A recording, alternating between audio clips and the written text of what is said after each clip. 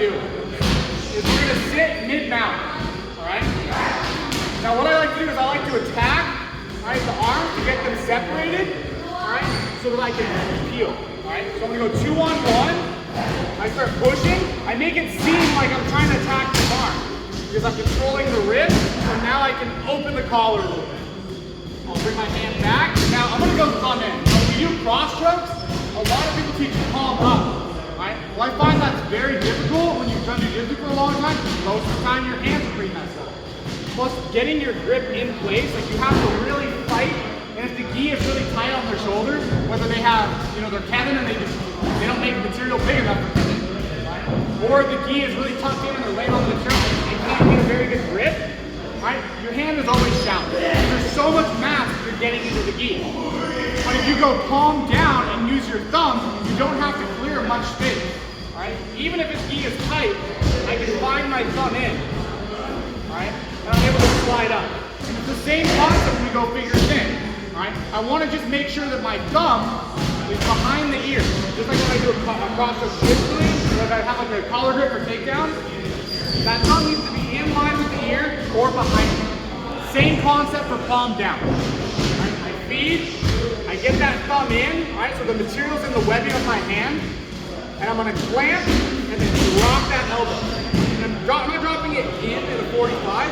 I wanna drop towards the center. I wanna drop it at a 45 across the chest. All right, so now I'm actually driving into his rib cage. Come on, Diego. This is not comfortable for him. This sucks as well, but if I go over, does it work? It works.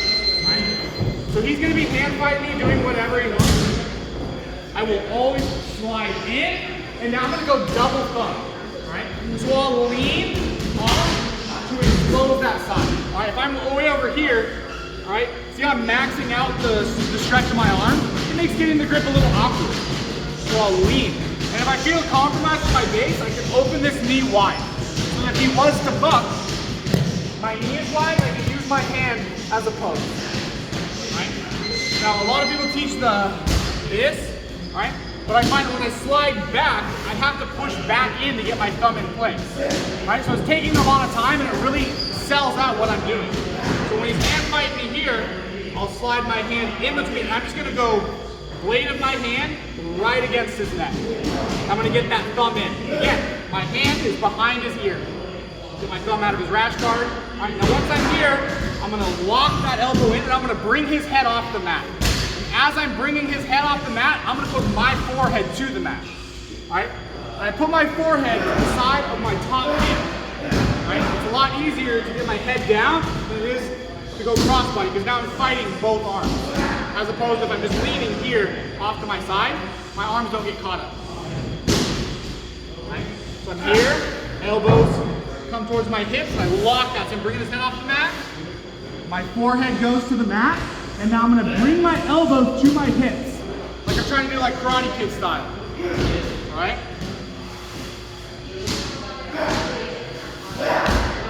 All right? So, 2-on-1. I attack, all right? To get a little bit of the space right here, all right? To get him thinking that I'm going for the arm, all right? It's bait and switch.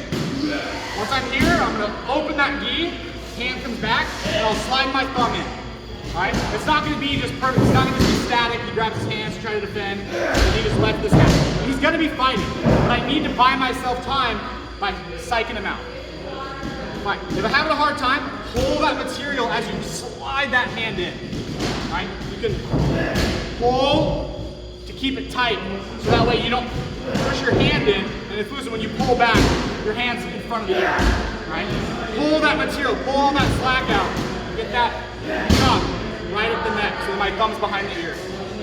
Right? I know at this point, once I drop that 45 across to the far side, he's going to be hand fighting me here. Alright? That's why. I'll flare my knee out to make sure I've got a good base and my knees aren't pinched as just rig to roll me over because this side is compromised. Right? So if he traps and rolls that side, I'm going to get reversing the guard. So I'll open my knee a little bit. I will come underneath his hand and I'll go palm down and I'll just slide my blade of my hand right across his neck. Get that thumb in behind the ear, drop my elbows both onto his chest and pull his head off the mat as my forehead goes down to the mat on the top hand side. Here. Now I bring my elbows to my hips like I'm the Karate Kid. What I don't want to do is pull out like this. I see a lot of people get the cross choke and then they open their elbows and they try to pull to the side. Right? Like they do this. Nothing.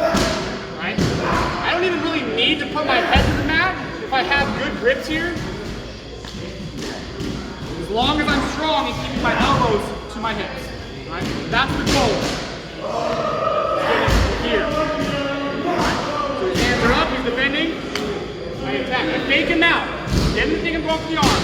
Open, slide that thumb in. Right? Block that elbow at like a 45, and I'm driving it into like his rib cage here. It's not comfortable. Right? Open my knee a little bit because I know he's gonna try to roll me. Palm down, go underneath in between. Find that thumb in on that far side. Lock my elbows, bring him up, forehead to the mat, and then Karate Kid. Any questions on that? When you said like, you got here, you slide out, is this the same thing you thumb in and go around like that? No, that's different. Yeah. So what he was asking was the sliding around as opposed to putting my thumb in and rotating. The problem with the thumb in rotating is that once I'm here, once I go to swing, he can bring his hands in on the inside and block me out. And now I would have to let go and just reset anyway. And I'm not a fan of doing this, right? Because I want that thumb in. If I'm gonna go for just the top shoulder material grip right here, yeah, that's great. But that kills your grips so fast. Unless you just have no sensation in your hands, if you don't get that choking grip like locked in right away and you're squeezing on that choke, it's just a full-on palm squeeze with material, it kills your hands and you'll smoke your grip.